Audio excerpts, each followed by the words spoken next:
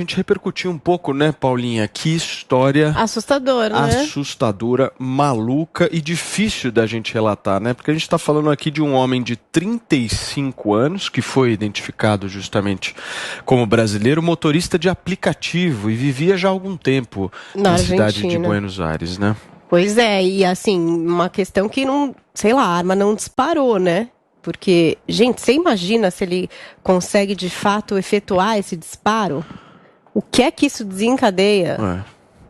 Deixa eu fazer uma pergunta, Paulinho. Bom dia pra você, bom dia, Guga, Cubaninha. Eu não entendo nada de arma, tá, turma? Absolutamente nada. Eu acho que o Paulo Figueiredo deve ter um conhecimento melhor a respeito disso do que eu. Eu queria te perguntar, Paulo, o que aconteceu nesse disparo, né? Por que essa arma falhou e acabou não atirando? Você sabe mais ou menos explicar para as pessoas? Sei sim. Bom dia a todo mundo. Eu até, inclusive, estava fazendo isso aqui antes de entrar no ar, vi a foto da arma, e dá para ver que é uma Bersa Thunder 380.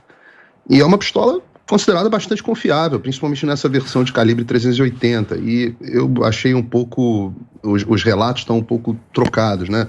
Alguns lugares dizem que o atirador estava usando uma calibre 22, e outros disseram que ela estava usando um calibre 380. Na linguagem mais simples, 22 é um calibre menor e o 380 é um calibre um pouco maior. Nenhum dos dois são calibres muito grandes no linguajar leigo. O que dá para dizer é o seguinte: na versão 380 a arma é mais confiável do que na versão 22. Então é uma das informações que eu estou tentando buscar para verificar. O jornal o Globo, o G1, estava dizendo que foi a versão 380. Outros lugares dizem que foi a versão 22. Por que isso faz diferença? Porque essa arma ela tem um problema conhecido na versão 22. E na versão 380, ela é uma arma considerada muito confiável. Nos dois casos, tem uma questão muito estranha, que, segundo os jornais, e de novo, levem com um grão de sal tudo que sai nos jornais, porque os jornais normalmente não são precisos nas suas informações, a arma estava carregada com 5 balas. Munições. Eu vi essa informação também, Eu Paulo. achei muito estranho. Mas por quê, Paulinho? Por quê? Porque ninguém que vai utilizar uma arma de fogo não completa o carregador. Ninguém. Se você vai usar uma arma de fogo, a coisa mais preciosa para você é o quanto de munição o seu carregador aceita. E essa arma, na menor das versões, ela cabe 7 mais 1, né? Uma pronta para o disparo e 7 no carregador. Então, é muito estranho. Por que alguém faria uma coisa dessa? Se foi na versão 380, é uma arma extremamente confiável. Causa enorme estranheza de que ela tenha falhado. Só te perguntar, justamente... Pode falhar por vários motivos, tá? Só te perguntar justamente mas pela é raro. Dúvida. Isso é uma coisa meio de filme. Só te perguntar, porque eu fiquei na dúvida. Por que seria estranho ter apenas 5 balas? Porque ninguém, enfim, carrega, ok, mas imagine que acontecesse, isso implicaria no quê? Ter apenas 5 balas? Que ele teria usado a arma recentemente? O que seria isso? Eu não entendi direito. Bom, ele poderia ter usado a arma recentemente, que é uma coisa que dá para apurar, mas teria usado o quê? Para 2 disparos? Ou o que ele fez com esses outros disparos? E aí ele foi cometer um atentado contra a presidente da Argentina e sequer completa o carregador? Daí ele puxa a mão esquerda dele, e tem que ver que seu atirador é canhoto, lembrando que os canhotos são uma imensa minoria da população, ele puxa a mão esquerda e faz um disparo. A gente escuta o tiro do disparo seco, que pode significar algum problema no firing pin, que eu não sei como é que se chama em português, mas é o pino que aciona a espoleta para iniciar o disparo. Pode ser um problema com a munição velha, mas ele só tinha, ou ele pode ter simplesmente municiado a arma com 5 projéteis, 5 balas. Sim. O que seria estranho, Paulo. Ninguém faz isso. Se você vai cometer um crime, você carrega a arma inteira. Isso é o básico. Se você vai andar com uma arma, eu nunca vi uma pessoa que anda com a arma, nunca vi na minha vida, uma pessoa que anda com a sua arma com menos munição do que a capacidade completa da arma. Então, olha só, Paulo, só para não haver mal entendido, isso é importante. Qualquer tipo de atentado e de violência política tem que ser condenado com veemência. Com veemência. Para não haver dúvida para quem está assistindo. Qualquer tipo de atentado e violência política tem que ser condenado com veemência. Mas nós temos que esperar as investigações para entender melhor o que aconteceu.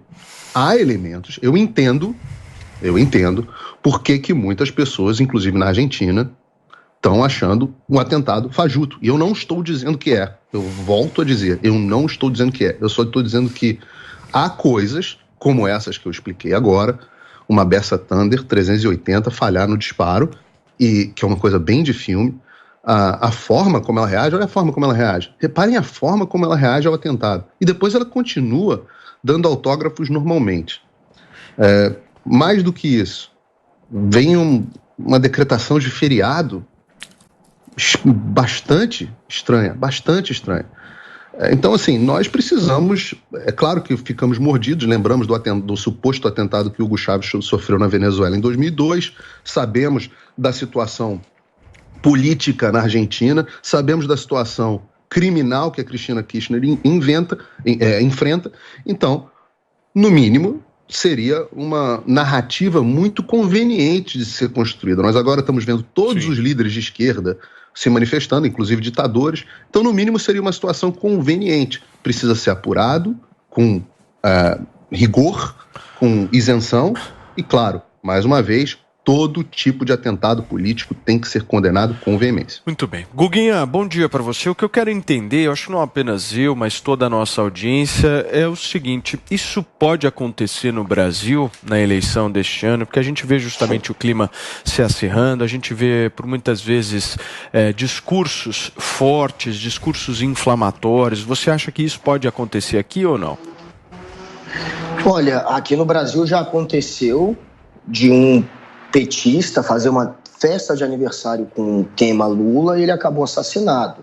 Então é claro que o nível de polarização de violência no Brasil está de tal maneira que é possível sim que um político, inclusive o Lula está tendo que ter esquemas de seguranças pesadíssimos, ou o próprio Bolsonaro, que já sofreu um atentado, passam por uma situação de violência. É possível. Agora a Argentina tem um histórico muito maior de violência política do que o Brasil, isso é inegável. A Argentina já teve um presidente nos anos 80, o Raul Alfonsín, que os militares tentaram dar um golpe que poderia levá-lo à morte. Teve já atentado à bomba em associação israelita, em 94, morreram mais de 80. Teve atentado à bomba em embaixada de Israel. Teve um promotor federal que foi assassinado agora, em 2015. Então, o histórico de violência lá é muito maior. Ele já tem um padrão de violência política que no Brasil a gente não tem. Porém, claro, o clima aqui está muito polarizado. É perigoso também, a gente tem que ficar esperto. Eu fiquei só na dúvida, porque o Ursão há pouco falou que os argentinos estão levantando a dúvida do atentado ter sido forjado. Eu estou vendo essa dúvida de fato ser levantada, mas não na Argentina. Posso estar enganado, mas o que eu estou vendo é que isso está sendo levantado aqui no Brasil, muito nas redes sociais e muito pelas hordas bolsonaristas. Porque esse rapaz, ele é, pelo jeito, um extremista, né? Já tem fotos dele nas redes sociais aí com emblemas, com uma tatuagem que remete a um símbolo usado pelos nazistas. Ele seria um neonazista. Então, como a princípio, isso também precisa ser apurado, parece ser alguém que tem esse lado político, que é um extremista da direita, portanto, se tiver essa conotação política, claro que vai ter gente que vai querer ligar ao discurso de ódio político que está sendo fomentado também aqui no Brasil. Mas o Guga, o cara é de direita? Então, isso pode acabar sendo politizado. O Guga, o cara é de direita? Eu não vi isso, hein? Eu vi uma informação de que ele tinha antecedentes criminais, acho que tá transitando armado com uma faca numa ocasião. Então, ele já teve uma passagem pela polícia, porque ele estava em um carro antigo, que parecia abandonado e não tinha a placa de trás. E aí a polícia parou porque achou estranho o comportamento e quando abriu a porta tinha um facão. Aí levaram ele para a delegacia, mas logo em seguida foi solto. Mas acharam estranho o comportamento dele. Eu vi essa mesma notícia. Se tem tatuagem de nazista, é de esquerda, não é de direita. Então, nazismo, nacional-socialismo é um terminar para depois eu falar. Vamos lá. Movimento de esquerda, não é um movimento de direita. Eu ouvi isso. Guga, por favor, para a gente finalizar, vamos lá. A única coisa que eu quero um dia é poder abrir uma joalheria com o Ursão, porque o nível... Ele solta pérolas diárias aqui.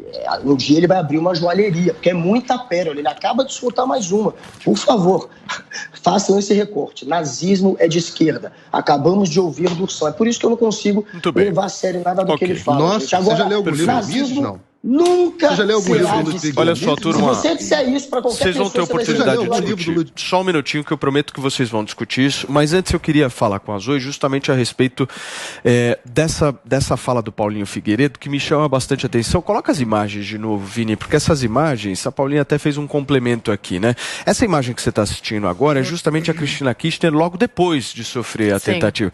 Eu não entendi direito mesmo. É uma reação um pouco tranquila, assim, e ela continua, né? Ela continua, exatamente, a vida segue, enfim, você quase tomou um tiro na cabeça, você segue dando autógrafo. É um pouco estranha essa reação mesmo, não é? Eu pelo menos não teria essa reação, não sei vocês, mas eu... Nossa, eu teria uma reação de pavor, eu ia falar, essa reação. Eu sei lá o que eu ia fazer, mas eu não ia dar autógrafo depois. Então esse brasileiro, só para complementar, trazer algumas informações, ele é filho de um imigrante chileno e uma argentina, que eles vieram para o Brasil, aí a mãe engravidou aqui, mas quando ele tinha mais ou menos 10 ou 15 anos de idade, a família voltou a morar na Argentina, então ele foi criado praticamente como um argentino, né?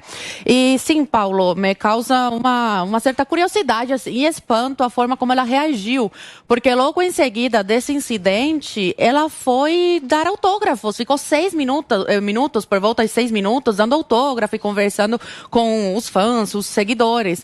Para quem quase perdeu a vida, quase morreu com um tiro na cara, é no mínimo estranho, suspeita essa atitude dela, né? No mínimo a pessoa fica em estado de choque, sem conseguir falar, sem conseguir se mexer, e geralmente os seguranças pegam e logo em seguida levam para algum lugar seguro, né? Até a investigação ser concluída, pegarem o criminoso e ver o que de fato ia acontecer, ser uma arma de verdade, enfim, esperar essas investigações. E não foi o que aconteceu, né? Então, isso causa um espanto e também uma suspeita, um direito das pessoas suspeitarem. Será que é verdade? Será que foi tudo uma armação? Porque os escândalos de corrupção tomaram conta nos últimos tempos aí, as manchetes da Argentina. A Kirchner foi condenada aí a 10 anos de prisão, mas parece que vai conseguir livrar a cara dela, como o colega dela aqui no Brasil conseguiu. Mas, como comentarista aqui, milhares de pessoas assistindo, temos que ser justos, né? Então, temos que esperar mais informações, a polícia investigar e ver o que vai ser concluído dessa história. Não podemos chegar aqui a uma conclusão e falar, olha, foi armação, ou não, queria matar de fato. Temos que esperar o devido processo legal, as investigações serem concluídas.